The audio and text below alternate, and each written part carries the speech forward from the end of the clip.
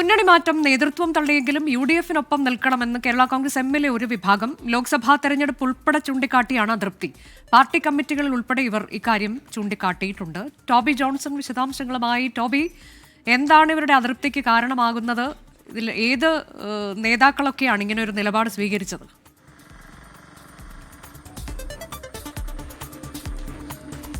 അനുജ, കഴിഞ്ഞ കുറേ ദിവസങ്ങളായി സജീവ ചർച്ച നടക്കുന്നുണ്ട് UDF-ലേക്ക് കേരള കോൺഗ്രസ് എമ്മിനെ കൊണ്ടുവരുന്നതിന്. പക്ഷേ ജോസ് കെ മാണി അത് തള്ളിക്കളയാണ് പൂർണ്ണമായും. അത്തരത്തിലുള്ള ഒരു ചർച്ചകൾ നടന്നിട്ടില്ല. LDF-നൊപ്പം അടിയുറച്ചു നിൽക്കുന്നു എന്ന് അദ്ദേഹം പറഞ്ഞു വെക്കുകയാണ്.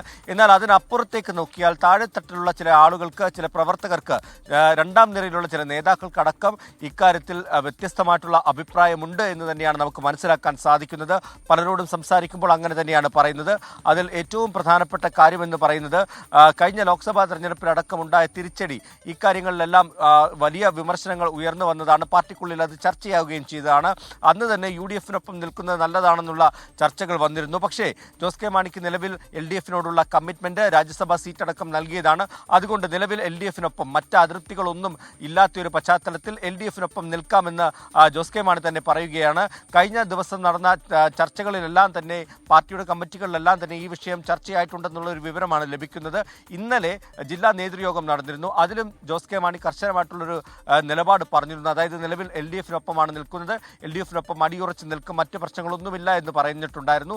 എന്നാൽ അതിനപ്പുറത്തേക്ക് പല നേതാക്കൾക്കിടയിലും UDF-ലേക്ക് പോയാൽ നല്ലത്, കാരണം വർഷങ്ങളായി UDF-നൊപ്പം നിന്ന പല ആളുകൾക്കും ഈ ഒരു മുന്നണി മാറ്റം LDF-ലേക്ക് വന്നതിനെ അന്ന് അത്രത്തോളം ദഹിച്ചിരുന്നില്ല. അതുകൊണ്ട് തന്നെ ആ ഇടയ്ക്ക് തന്നെ പലർക്കും അത് UDF-ലേക്ക് തിരിച്ചു പോകണമെന്നുള്ള ആഗ്രഹമുണ്ടായിരുന്നു.